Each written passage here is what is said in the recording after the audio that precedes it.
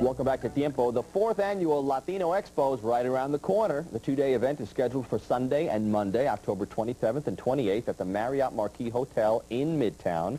And here to tell us about the Expo is its founder and president, Julie Frank, and Ed Morales, author of Living in Spanglish, The Search for Latino Identity in America. Bienvenidos. Welcome. Thank you. Gracias. 4th year, huh? Yep. Getting bigger and better every year? It's growing. It's an explosion. Yeah. The Latino community. Take me back 4 years ago, 3 years ago, when it was your brainchild and you were putting it together. What were you hoping that the Latino Expo would accomplish? Well, we knew that Latinos really needed and deserved an expo that respected them and their needs.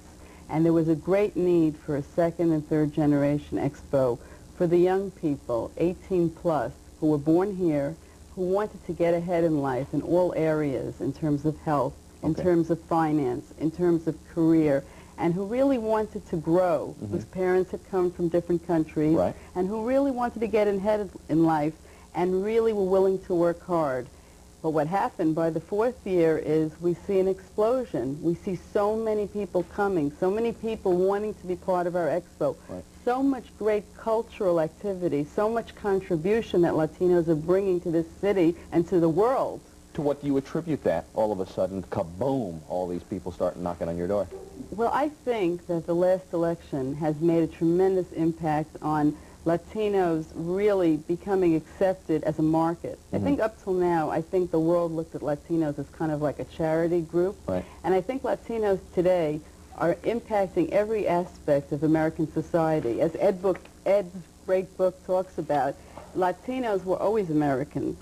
It's us who are learning from them. We are becoming them in the sense that we in North America are getting the benefits of Latinos are bringing to our culture. And what's really happening is Latinos like Mark Anthony, all the different great Latinos out there in music and all fields, they're impacting on us.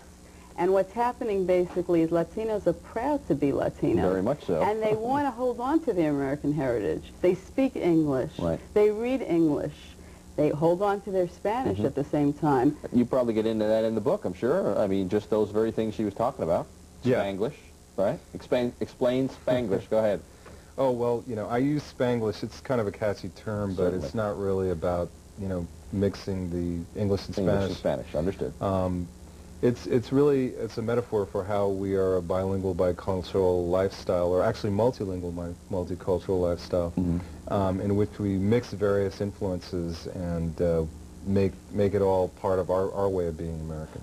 Publishing this year at the Expo is making a big splash. I mean, you're one of several authors. To explain why this year. You start, and then we'll turn it over to Julie. Well, Hispanics in publishing, you know, has really been growing over the last year. Just now, Sandra Cisneros' new book, Caramello, is, you know, really selling well. It's going to be one of the first big U.S. Latino novels. Another writer named Elisa Valdez Rodriguez recently sold her manuscript to St. Martin's, which is my publisher, for a really large advance, and Jennifer Lopez's people are already looking into getting her involved in a possible movie version. But so are you the beneficiary of good timing, or did you write the book with the expectation and the knowledge that now is the time to jump in?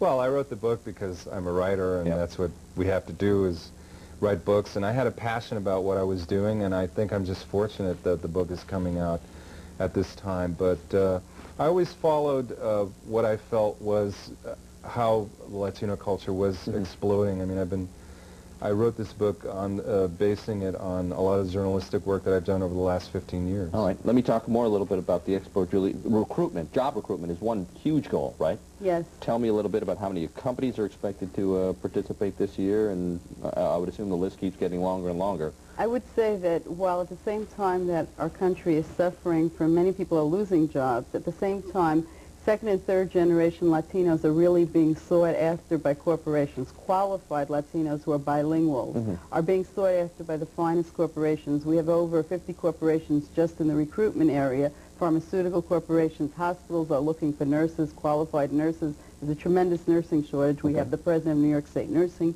Association teaching Latinos and Latinas about opportunities in nursing and all the scholarships available if you enter the field of nursing.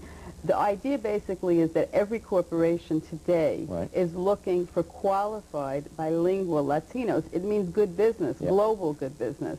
And what I wanted to add in terms of the whole idea of literature, the idea is basically that this market is exploding, and any smart publishing house realizes that Latinos are reading. They're sophisticated. These are people who are reading. These are people who are interested in their culture and are reading English.